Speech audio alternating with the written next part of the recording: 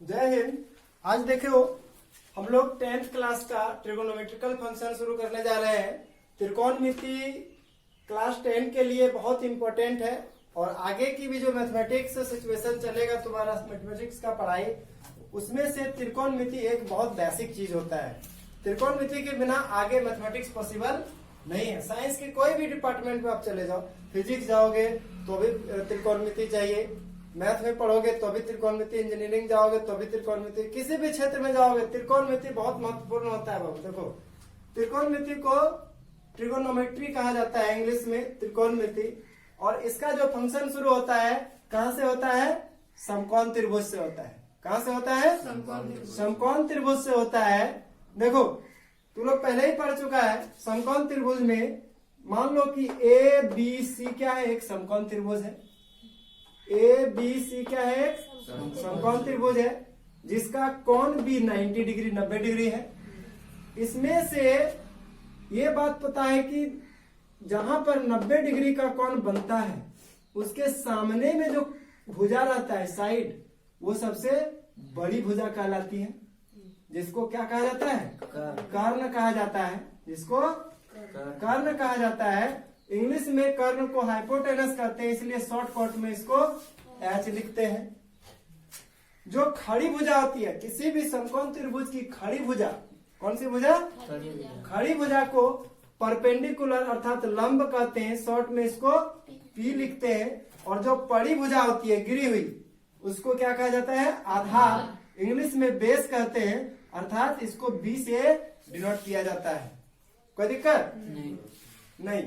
ये हो गया तुम्हारा समकोण त्रिभुज। लेकिन आगे जैसे ही हम लोग बढ़ जाते हैं, त्रिकोणमिति में आते हैं, तो हम लोग को ये पता करना होता है कि कौन तो कर्ण तो चेंज नहीं होता है, लेकिन कौन सी भुजा लंब है और कौन सी भुजा आधार है, ये पता करना पड़ता है। ये पता कैसे चलेगा? तो sine theta, cos theta, tan theta और भी चीजों को हम लोग जब पढ़ते हैं तो इसमें क्या आता है? जैसे लिखते हैं हम लोग साइन थीटा, तुमको लिखा हुआ मिलेगा, कॉट थीटा लिखा हुआ मिलेगा। तो ये जो थीटा है, ये वाला जो थीटा है, ये थीटा कोण को दर्शाता है। किसको दर्शाता है? कोण को दर्शाता है। और ये जो साइन, कॉट और आगे आ जाएगा टेन, टेन थीटा, थीटा कोण को, और टेन, ये सभी कॉन्जेंट्स कहलाता है। और ये किसको दर्शाता है? भुजा को, साइड को बताता है कि किस भुजा के साथ जो है थीटा का निर्माण हो रहा है। समझ में आ गया बात? ये सब क्या बताता है? किस भुजा के साथ मिल करके थीटा का निर्माण हो रहा है। कोई दिक्कत नहीं। मान लो एक दूसरा त्रिभुज हम लोग फिर ले लेते हैं, एकदम सेम वही समकोण त्रिभुज A B C. A B C, कोण बी जिसका 90 डिग्री है, कर्ण तो कभी चेंज नहीं होता है, वही रहेगा एच। लेकिन अब यहां पर देखो, इसको मिला देते हैं। यहां पर कह रहा है कि यहां पर सी पर जो है थीटा है। सी पर कितना डिग्री है? थीटा डिग्री का कोण बना देता है। ठीक, थीटा का वैल्यू 30, 45, 60, 90 इस तरीके से त्रिकोणमिति फंक्शन में चलता है, उसी हिसाब से चलेगा और ये बढ़ता जाता है। समझ गया बात? ये वाला जो थीटा है ये बताता है, देखो यहां पर कौन बन रहा है? थीटा कहां पर है? सी पर नहीं, तो सी पर देखो ये वाला जो मिला रहे हैं हम लोग, कौन बना रहे हैं, तो कौन कौन सी भुजा को ले रहा है? इधर से देखो एच आया है, इधर से गया है किधर? बी की ओर, और ए से आया है, यहाँ पर सी है, यही ना? तो ये इधर हो गया बी सी, और ए सी को मिलाने से क्या बना? यहाँ पर थीटा बना। तो थीटा बनाने के लिए देखो यहाँ पर ए सी और बी सी को जोड़ा। ए सी कर्ण है और बी सी क्या है? एक छोटी भुजा है। तो यहाँ इसका रूल है, जहां पर थीटा दिया रहता है, जहां पर थीटा दिया रहता है, मतलब कोण का वैल्यू दिया रहेगा, और वहां पर जो भुजा कर्ण के साथ मिल करके थीटा का निर्माण करता है, वही भुजा आधार बनता है। क्या बनता है? आधार, बेस। समझ में आया बात? यहाँ पर देखो थीटा यहाँ है, कर्ण के साथ कौन भुजा जुड़ा हुआ है? बीसी है कि नहीं? कर्ण के साथ कौन जुड़ा हुआ है? बीसी जुड़ा हुआ है। इसका मतलब बीसी क्या बन जाएगा? आधार। BC क्या बन जाएगा? आधार। आधार का काम करेगा। और ये हो गया फ्री, इसका तो कोई माँ बाप नहीं है, तो ये हो गया लंब। ये क्या हो गया? लंब हो गया। शॉर्ट में इसको P बोलते हैं। देखो इधर अगला त्रिभुज हम लोग लेते हैं ABC, जिसका कोण 90 डिग्री, कोण भी 90 डिग्री। सामने वाली भुजा जो सबसे बड़ी भुजा है वो हो गया हाइपोटेनस H, ये हो गया H। अब देखो इसमें थीटा का निर्माण कहां पर है? थीटा कहां पर दिया है? ए पर है कि नहीं थीटा? ए पर जब थीटा है तो इसके साथ देखो कर्ण के साथ कौन भुजा जुड़ा हुआ? ए भी जुड़ा हुआ है। कर्ण के साथ कौन जुड़ा हुआ है? ए से बी तक, तो ए बी जुड़ा हुआ है। इसका मतलब ए बी, ये वाला भुजा क्या चीज का काम करेगा? आधार का काम करेगा। ये वाला बेस और ये वाला फ्री है, ये हो जाएगा तुम्हारा लंब P। कोई दिक्कत नहीं। चलो इसका एक स्क्रीनशॉट ले लो।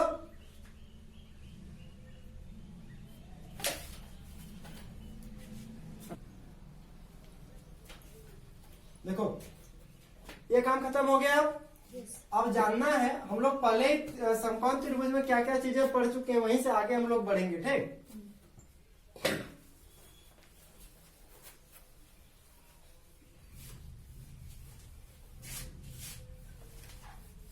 देखो समकोण त्रिभुज में पढ़ चुका है, पढ़ा होगा कर्ण स्क्वायर इक्वल टू क्या होता है फॉर्मूला? लंब स्क्वायर जोड़ आधार स्क्वायर, ये ना।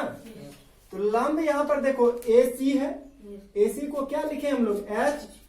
तो H स्क्वायर इक्वल टू लंब स्क्वायर, लंब AB को क्या लिखे? P, तो P स्क्वायर।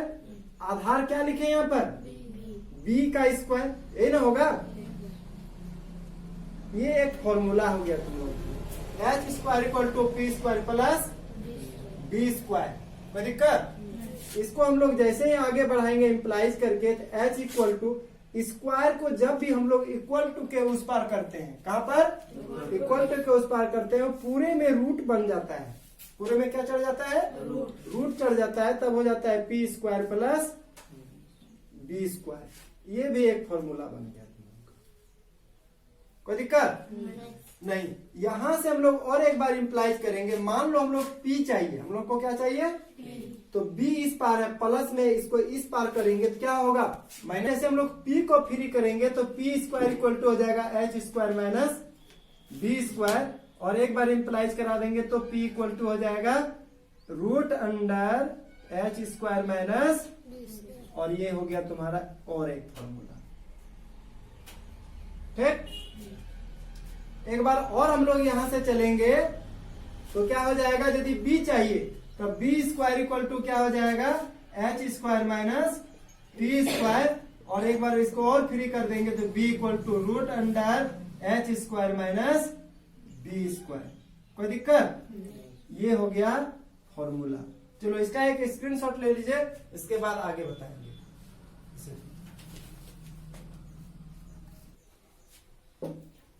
हो गया? चलो आगे हम लोग देखते हैं। त्रिकोणमिति का इतना ही बेसिकली थ्योरी है इसमें, इस चैप्टर में।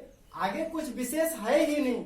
इसमें यही जानना था समकोण त्रिभुज का फंक्शन कैसे तैयार करता है। अब ये हो गया मेन फॉर्मूला। कहां से? समकोण त्रिभुज का। इसी फॉर्मूला का हम लोग यूज करते हैं त्रिकोणमिति में। और कैसे त्रिकोणमिति फंक्शन को यूज करेंगे देखो आगे हम बताते हैं।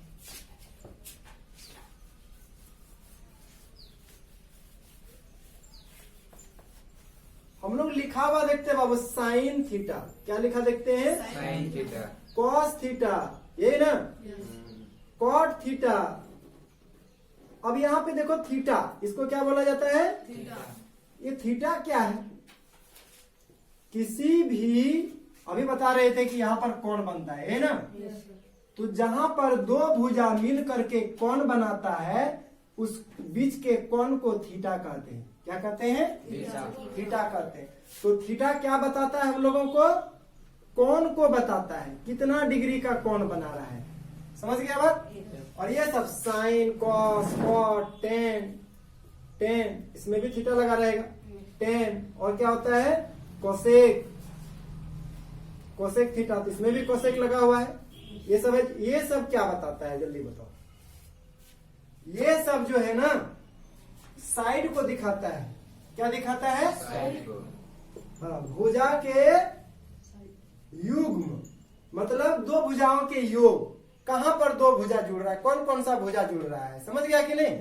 हाँ, कहीं कर्ण और आधार जुड़ेगा तो कहीं कर्ण और लंब जुड़ेगा, तो कहीं पर क्या होगा आधार और कर्ण, तो कहीं लंब और कर्ण, ऐसा होता है। लेकिन कर्ण हमेशा रहता ही है, समझ गया कि नहीं?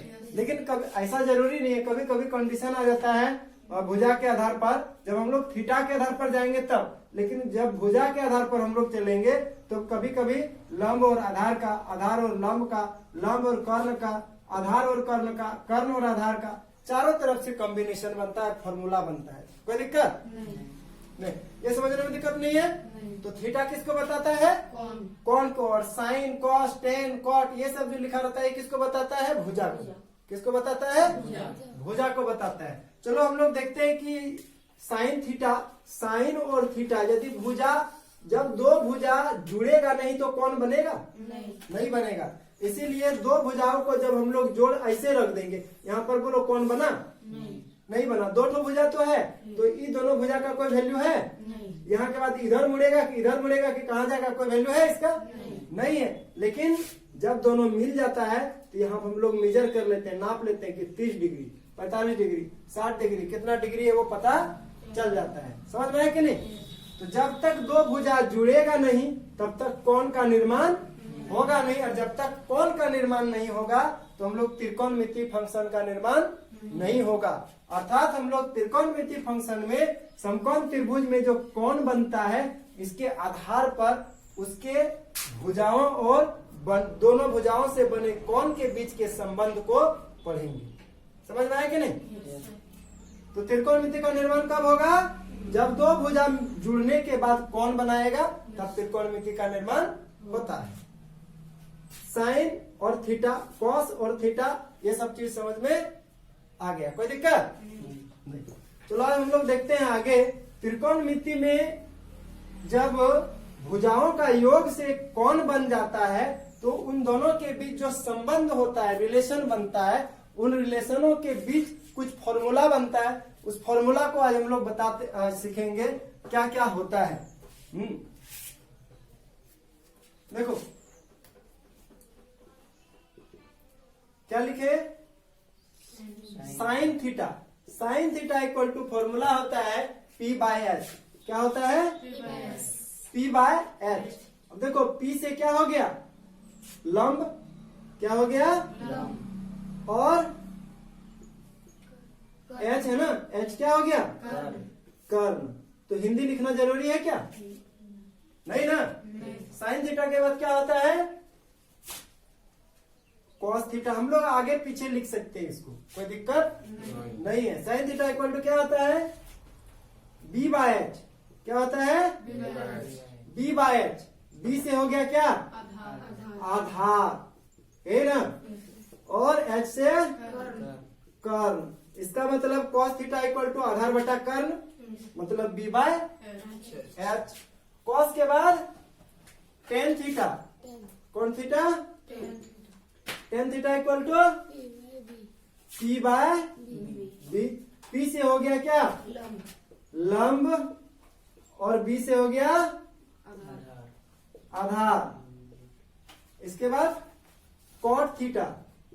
Cot theta equal to B by P। Good. B by, तो B हो गया आधार और P हो गया तुम्हारा लंब। इसके बाद sec theta. Sec theta equal to H by B है ना, H बाय B। H हो गया तुम्हारा कर्ण और B हो गया आधार। और एक हटेगा नीचे, नहीं हटेगा। सेक, इसके बाद एक बच गया कोसेक। कोसेक का फॉर्मूला क्या है बोलो तो? Cosec theta equal to H by P. H हो गया तुम्हारा कर्ण और पी हो गया चलो लंब। ये हो गया बेसिक फॉर्मूला जो समकोण त्रिभुज के भुजा और कोण पर आधारित है। ये हुआ पहला कंस्ट्रक्शन त्रिकोणमिति का शुरुआत। कोई दिक्कत? चलो इसका एक स्क्रीनशॉट ले लीजिए।